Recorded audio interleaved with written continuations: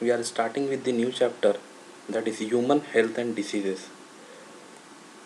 Every human being is the author of his own health and disease. This is a quote which explains that every individual or every human being is responsible for their own health or for their illness. Okay, so health can be defined as it is a complete state, or you can say it is a state of complete physical, mental and social well-being.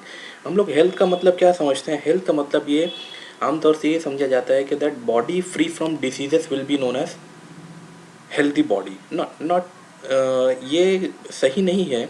इसीलिए health जो WHO है, world health organisation के मुताबिक health का जो definition है, health is defined as a state of complete physical, mental and social wellbeing.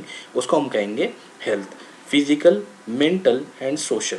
Physical में आपके बॉडी पार्ट्स वगैरह जो रहेंगे, उसके अंदर फिजिकल जो आता है वो आएगा. मेंटल मीन्स आपका जो मेंटल स्टेट है वो आपका बराबर रहना चाहिए. Social wellbeing, how will you interact with the other people, आपका सोशल बैकग्राउंड वगैरह, सोशल एक्टिविटीज़ क्या हैं, उसके ऊपर आपका हेल्थ डिपेंड करेगा. ठीक है. व्हेन पीपल्स आर हेल्दी, ऐसा माना जाता है कि that when peoples are healthy that they are more efficient at work. This increases the productivity and brings economic prosperity.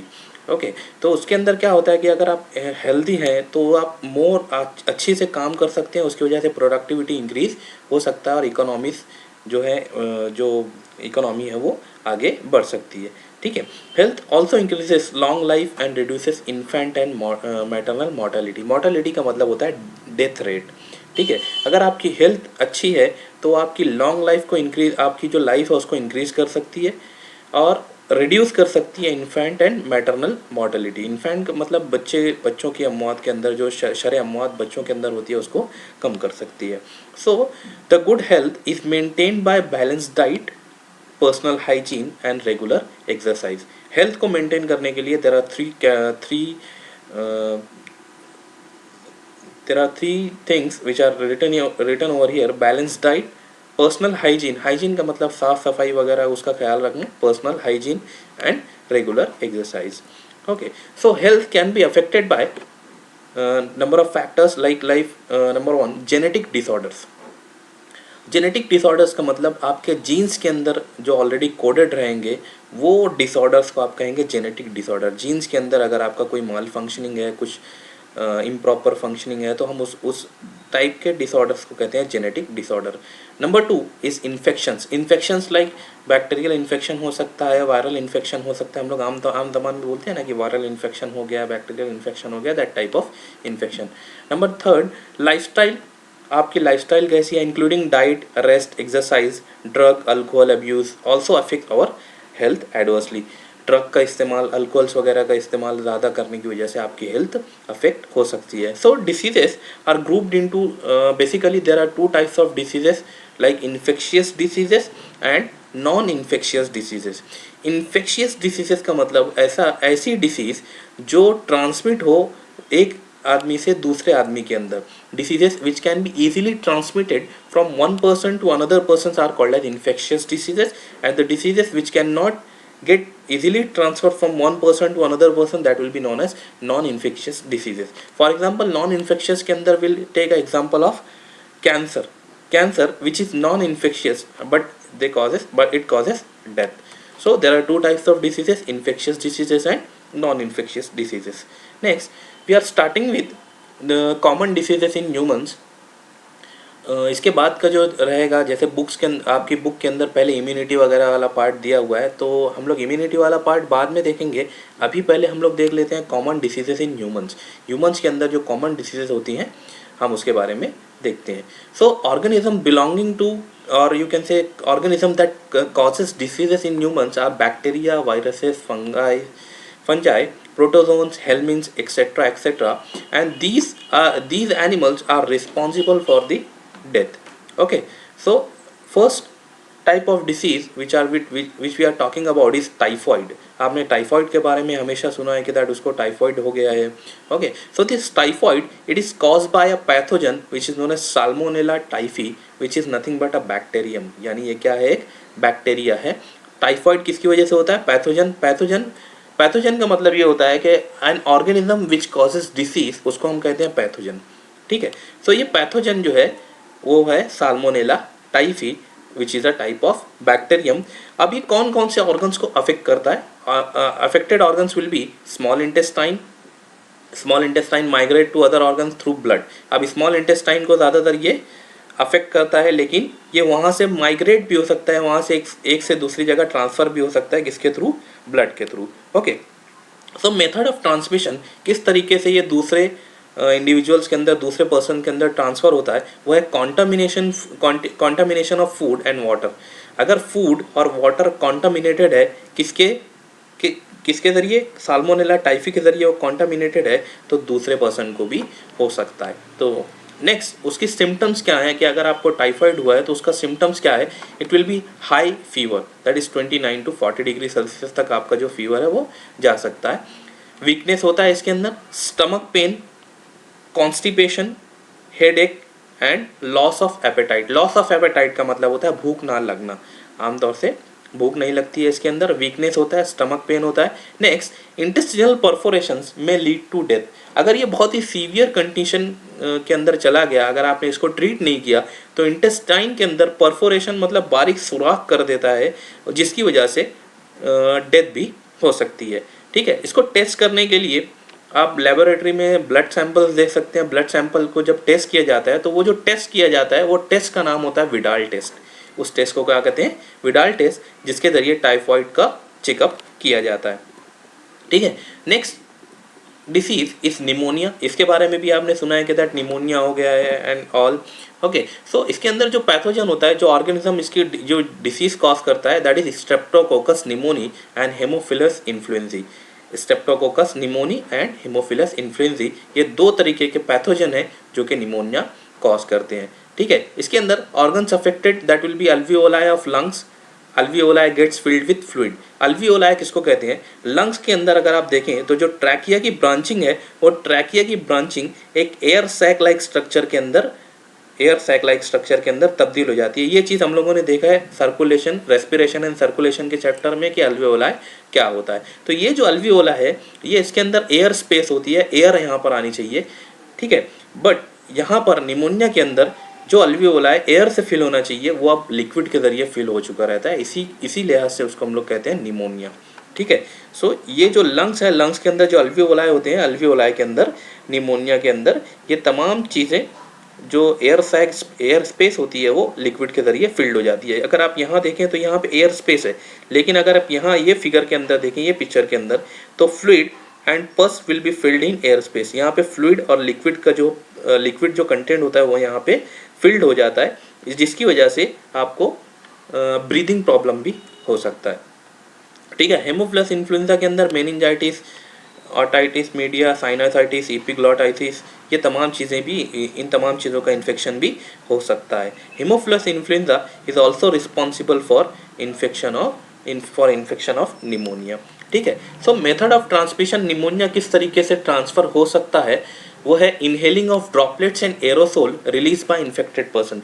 अगर कोई इन्फेक्टेड पर्सन स्नीज करता है, छींकता है या कफिंग करता है, तो वो जो ड्रॉपलेट उसके माउथ से निकलते हैं, जो एरोसोल्स वगैरह उसके माउथ से निकलते हैं, अगर वो आपने एक हेल्दी इंडिविजुअल ने उसको इनहेल कर लिया और उसका इम्यूनिटी कमज़ोर है, उसकी क़ुव्वत मुदाफ़ियत अगर कमज़ोर है, तो वो जो हेल्दी पीपल ने जो इनहेल किया है उसको भी निमोनिया हो सकता है। ठीक है, inhaling droplets of aerosol release by infected person. तो यहाँ पर आपको सिम्टम्स के बारे में भी पता होना चाहिए कि सिम्टम्स क्या हैं। नंबर 1, फीवर, चिल्स का मतलब ठंडी लगना, कफ, हेडेक, ये नॉर्मल सिम्टम्स हैं। In severe cases lip and finger nails turns grey to bluish in colour. जो सीवियर केस होते हैं, जो अनट्रीटेड फॉर्म में रह जाते हैं, वो अनट्रीटेड फॉर्म में जो फिंगर्स के नेल होते हैं वो ग्रे से ब्लूइश कलर की तरफ चले जाते हैं। तो ये इंडिकेट करता है कि that person is suffering from pneumonia. ठीक है, यहाँ पे नॉर्मल एयर स्पेसेस इस तरीके से होता है, और यहाँ पे अगर आप देखें तो जो इन्फेक्टेड पर्सन है, यानी जिसको निमोनिया हुआ है, तो उसके अंदर air spaces gets filled with liquid, जहाँ पे आपको फिगर के अंदर दिख सकता है। यहाँ पे ये एक्सरे के अंदर आपको दिखाया जा रहा है कि ये जो वाइट पैचेस हैं यहाँ पे, these white patches indicates that there is a liquid filled in your lungs. Okay, so these are the symptoms of pneumonia. Next disease is common cold. Common cold जिसको हम लोग आमतौर से सर्दी जुकाम कहते हैं वो है common cold and the pathogen which causes is Reno virus. It is a type of virus, rhinovirus, and this rhinovirus causes common cold. Organs affected will be nose and respiratory passage. Nose, नाक और जिससे आप सांस लेते हैं वो passage. Okay, so method of transmission like किस तरीके से ट्रांसफ़र होगा. पहला direct inhalation of droplets from infected person. Same condition है जैसे निमोनिया के अंदर अगर कोई इन्फेक्टेड पर्सन खांसता है या छींकता है तो उसका जो इन्फेक्शन है वो हवा के अंदर ड्रॉपलेट्स की शक्ल में मौजूद होता है. उसी तरीके से यहाँ पर कॉमन कोल्ड के अंदर भी जो इन्फेक्टेड पर्सन है अगर वो छींकता है या कफिंग करता है तो उसके जो ड्रॉपलेट्स हैं वो एयर के अंदर आ सकते हैं और वो अगर कोई हेल्दी पर्सन उसको इनहेल कर ले तो उसको भी कॉमन कोल्ड हो सकता है.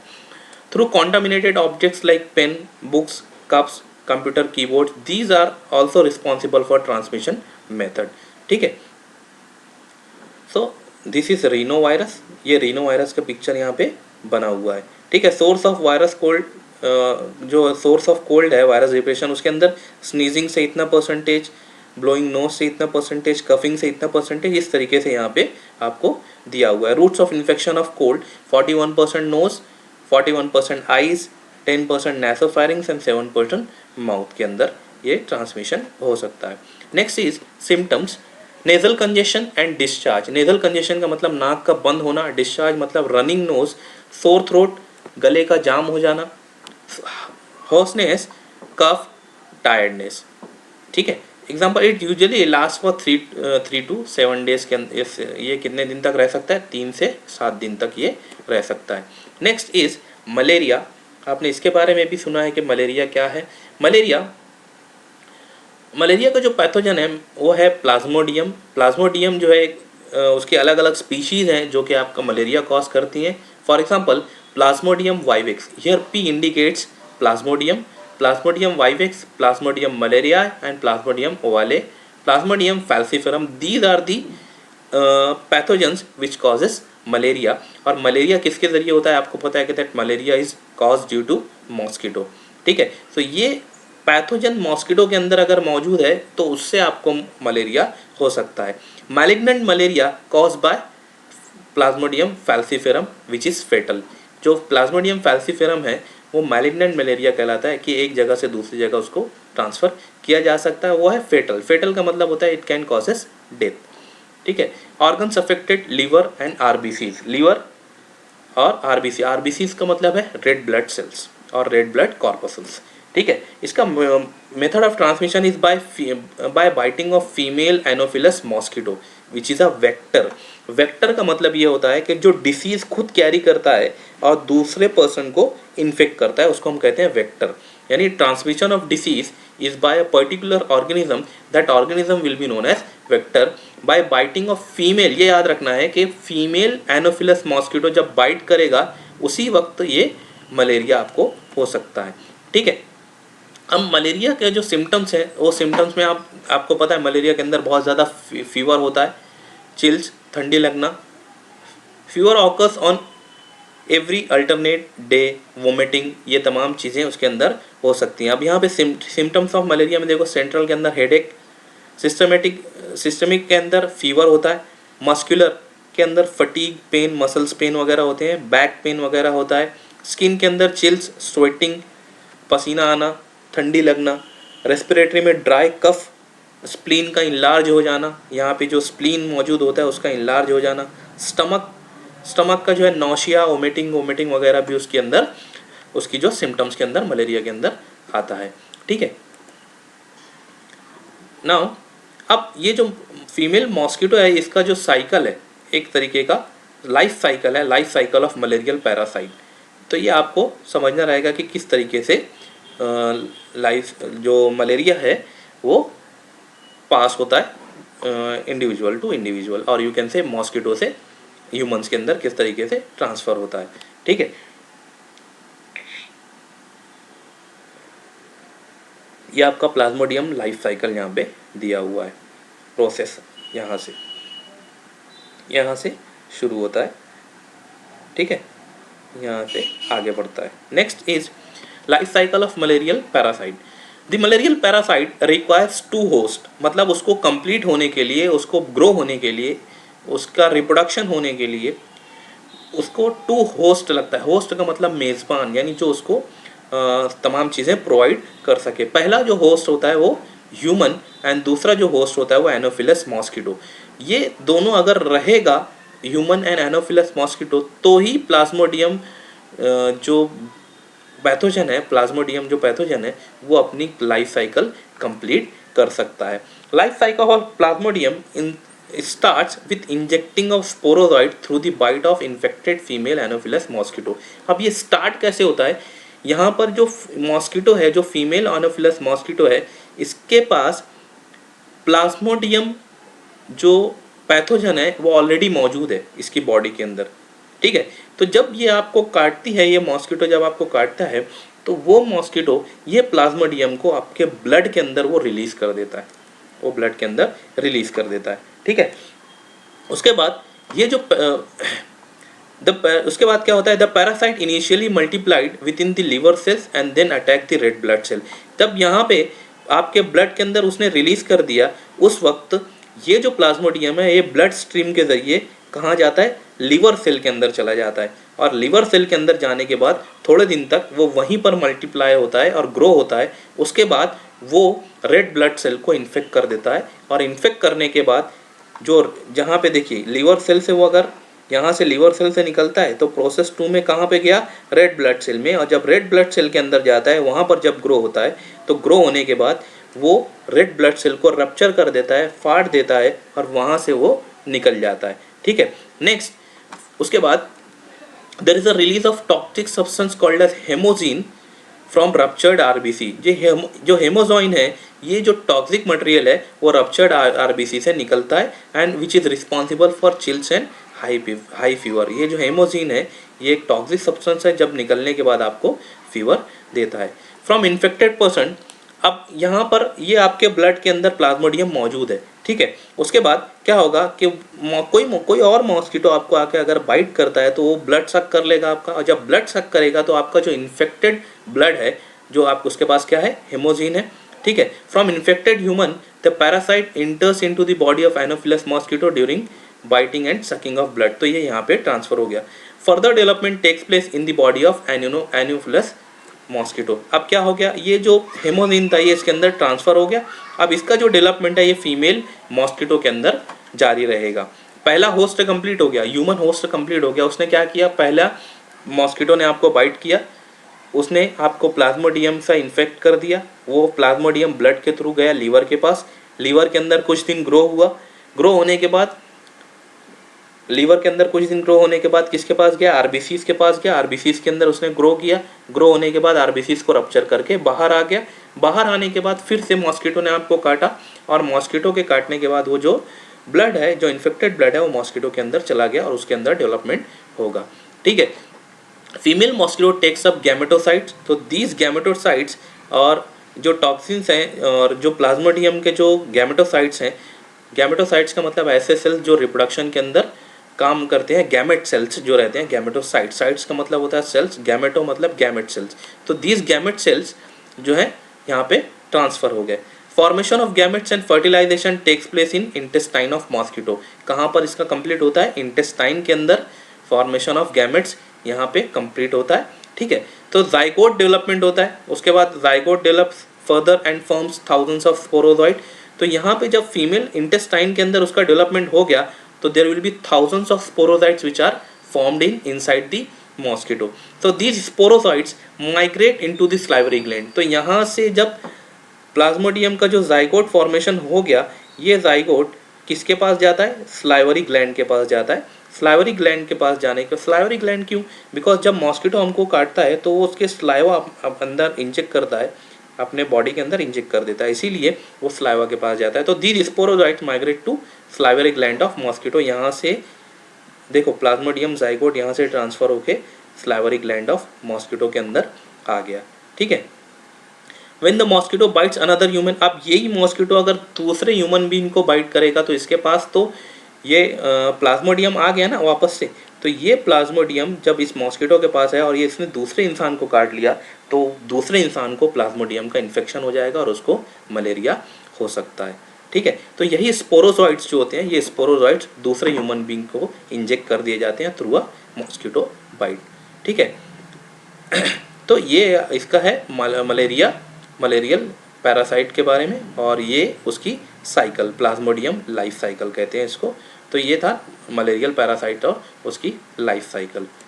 Next will start with amoebiasis, that is amoebic dysentery. Amoebic dysentery pathogen Entamoeba histolytica a protozoan parasite. ये क्या है? प्रोटोजोआ है, एंटोमीबा हिस्टोलिका। यहाँ पे आपको ये पिक्चर में देख सकते हो, दिस इज एंटोमीबा हिस्टोलिका। ये किस ऑर्गन को अफेक्ट करता है? It affects the large intestine of man. Large intestine को अफेक्ट करता है। मेथड ऑफ ट्रांसमिशन के अंदर house fly acts as mechanical carrier. House fly जो होती है, मक्खी जो होती है, वो मैकेनिकल कैरियर के तौर पे एक्ट करती है। Contamination of water food with faecal matter. जो फीकल मैटर्स होते हैं, वो फीकल मैटर्स के ऊपर अगर वो हाउस फ्लाई जाके बैठती है तो उसके ऊपर वो बैक्टीरिया, उसके ऊपर वो प्रोटोजोआ बैठ जाता है। और जब ये जो हाउस फ्लाई है किसी फूड के ऊपर, कोई वाटर कंटेंट के ऊपर जाती है तो वो उस फूड और वाटर को कॉन्टामिनेट कर देती है वो फीकल मैटर से, जिसके अंदर क्या है? Entamoeba histolytica. तो उसके ज़रिए आपका जो ट्रांसमिशन, उसके ज़रिए ट्रांसमिशन होता है और आपको डिसीज़ हो सकती है। ठीक है, next is symptoms. Loose motions and abdominal pain. Loose motions होते हैं, एब्डोमिनल पेन होता है। Stool with excess mucus and blood clots. Stool का मतलब होता है जो पाखाना होता है आपका, उसके अंदर म्यूकस बहुत ज़्यादा रहता है। म्यूकस बहुत ज़्यादा होता है और ब्लड क्लॉट्स भी ज़्यादा होते हैं। ठीक है, नेक्स्ट अमोबायोसिस। आपको amoebiasis is also known as amoebic dysentery, उसको कॉज करता है। अमोबायोसिस पैथोजन क्या है? Entamoeba histolytica. Next is ascaris. Ascariasis is a disease which is caused by Ascaris lumbricoides, which is a nematode. Ascaris lumbricoides is a nematode. It affects the intestine of man. Method of transmission contaminated water, vegetable, fruits वगैरह। आप अगर contaminated है इसके ज़रिए, Ascaris lumbricoides के ज़रिए, तो आपको इन्फेक्शन हो सकता है और आपको एस्कैरियासिस हो सकती है। इसके अंदर सिम्टम्स क्या होते हैं? Internal bleeding, muscular pain, fever, anaemia. Muscular pain, fever, anaemia का मतलब होता है ब्लड लॉस। आपका जो ब्लड काउंट है, जो रेड ब्लड सेल्स हैं, उसका काउंट डिक्रीज हो जाएगा, ब्लड लॉस जिसको आप लोग कह सकते हो। Blockage of intestine passage. जो इंटेस्टाइन होता है वो इंटेस्टाइन को ब्लॉक कर देता है। सपोज आपने कॉन्टामिनेटेड वाटर ड्रिंक किया या वेजिटेबल खा ली जो एस्कैरिस lumbricoides के एग्स के ज़रिए इन्फेक्टेड है, आपने उसको इनहेल खा लिया। खाने के बाद वो स्टमक के ज़रिए कहाँ पहुँचा? इंटेस्टाइन के अंदर। जब इंटेस्टाइन के अंदर जाता है तो वो वहाँ पे मल्टीप्लाई होता है। मल्टीप्लाई होने के साथ साथ वो क्या कॉज करता है? Internal bleeding, muscular pain, fever, anaemia, ये तमाम चीज़ें वहाँ पे कॉज करता है। ठीक है, अगर आप यहाँ देखें तो ये जो यहाँ पे पिक्चर जो बनी हुई है साइड में, ये है एस्कैरिस की। ठीक है, तो दीज आर नेमेटोड। ये वर्म लाइक होते हैं, वाइट कलर के होते हैं। अगर आप देखें अडल्ट फीमेल्स, ये जो फीमेल है, फीमेल काफ़ी बड़ी होती है और मेल जो है थोड़ा सा कॉइल स्ट्रक्चर में मौजूद होता है। इसको आप पहचान सकते हो आसानी से कि मेल कौन सा और फीमेल कौन सा। ठीक है, नेक्स्ट इज फिलिरियासिस और एलिफेंटियासिस। फिलिरियासिस और एलिफेंटियासिस दोनों एक ही है। उसका जो पैथोजन है वो पैथोजन कहलाता है वुचेरिया बैनक्रॉफ्टी और वुचेरिया मलाय। ये दो नेमेटोड पैरासाइट है। पैरासाइट यानी किसी दूसरी की बॉडी में रहने वाले और उससे ग़िज़ा और दूसरी चीज़ें हासिल करने वाले ऐसे एनिमल्स को हम लोग कहते हैं पैरासाइट। तो जो पैथोजन है वो पैथोजन कहलाता है आपका वुचेरिया बैनक्रॉफ्टी। वुचेरिया, यहाँ पे W का मतलब होता है वुचेरिया, जो कि उसका जीनस है। Bancrofti which is the species, और जो और ये है वुचेरिया मलाय, ये भी क्या है? स्पीशीज़ है। कौन से ऑर्गन्स को अफेक्ट करता है? Lymphatic vessels of lower limbs and genital organs. Lymphatic vessels, आपको पता है हम लोगों ने इससे पहले पढ़ा है कि लिम्फेटिक सिस्टम पढ़ा है, उसके अंदर वेसल्स होती हैं, जो बारीक बारीक नालियाँ होती हैं लिम्फ सिस्टम की, वो lymphatic vessels of lower limb. नीचे के जो पैर होते हैं वो पैर लोअर लिम्स कहलाते हैं। तो वो जो वेसल्स हैं लोअर लिम्स की, उसको अफेक्ट करता है, जेनाइटल ऑर्गन्स को अफेक्ट करता है। ठीक है, method of transmission is biting of infected female Culex mosquito. यहाँ पे देखो मॉस्किटो जो है फीमेल है, क्लूएक्स मॉस्किटो। अब ये यहाँ पे एनोफिलस मॉस्किटो नहीं है, कौन सा है, क्लूएक्स मॉस्किटो है। इसके अंदर फिलेरियासिस और एलिफेंटियासिस के अंदर, एलिफेंटियासिस इसीलिए कहते हैं इसको हाथी पाँव, बिकॉज इसके काटने के बाद आपके जो पैर होते हैं, यहाँ पे आप फिगर के अंदर, पिक्चर के अंदर देख सकते हो कि पैर किस तरीके से सूज चुके हैं, बहुत बड़े हो चुके हैं, इसीलिए इसका नाम क्या दिया हुआ है, एलिफेंटियासिस, हाथी पैर इसको कह सकते हो। ठीक है, तो ये है elephantiasis. Symptoms is chronic inflammation of organ, chronic मतलब बहुत ज़्यादा, सीवियर इन्फ्लामेशन होगा, जलन, इन्फ्लामेशन कहते हैं जलन को ऑर्गन्स की। एबनॉर्मल सोइलिंग ऑफ लोअर लिम्स, यहाँ पे देखो पैर वगैरह पूरा सूज गया है, सोइलिंग उसी को कहते हैं। लिम्स, स्क्रोटम एंड पेनिस वगैरह जो है पूरा स्वेल हो जाता है। Hence the disease is named as elephantiasis और फ्लेरियासिस, इसीलिए इसका नाम जो एलिफेंटियासिस दिया गया है, बिकॉज पैर जो है हाथी के पैर के साइज के हो जाते हैं, that's why it is known as elephantiasis और filariasis. Next is ringworm. Ringworm, ringworm it is caused by microsporum trichophyton and epidermophyton which is a fungi. ये जो है फंजाई है जो कि स्किन इन्फेक्शन करता है, क्या करता है, स्किन इन्फेक्शन करता है, जो कि आप उसके अंदर देख सकते हो ऑर्गन्स अफेक्टेड में क्या क्या चीज़ें हैं, skin, nails, folds of skin, groin. So ये ऑर्गन्स अफेक्टेड है। यहाँ पे देखिए ये जो हिस्सा हाथ का बताया गया, this is infected by this microsporum pathogen, जिसको हम लोग कहते हैं रिंग वॉर्म्स। ये यहाँ पर भी जो है ये भी रिंग वॉर्म का ही इन्फेक्शन है, और यहाँ पे आप देख सकते हो माइक्रोस्पोरम का, microsporum which is the microscopic fungi जो यहाँ पे आपको दिख रही है। ठीक है, method of transmission acquired from soil, ये कहाँ से ट्रांसफ़र होती है, ये जो फंजाई है ये सॉइल से ट्रांसफ़र होती है। और अगर आप किसी ऐसे इंडिविजुअल का टॉवेल, क्लॉथ और कंघी वगैरह इस्तेमाल करते हैं जो इन्फेक्टेड है, तो वो इन्फेक्शन आपको भी हो सकता है यूजिंग अ टॉवेल, क्लॉथ्स और even combs of infected individual. अब सिम्टम्स क्या होंगे, appearance of dry scaly lesions in skin and nails, जो ड्राई हो जाएगा इस तरीके से, यहाँ पे ड्राई हो जाएगा स्किन के ऊपर, स्केली हो जाएगा, यानी आपकी जो स्किन है वो पपड़ी बन के निकलने लगती है लिटरली उस तरीके से। Lesions accompanied by intense itching, बहुत ईचिंग होता है वहाँ पे। ठीक है, next prevention and control of infectious diseases. अब आप इन्फेक्शियस डिसीजेस को किस तरीके से प्रिवेंट कर सकते हो। Number 1 point is maintenance of personal and public hygiene.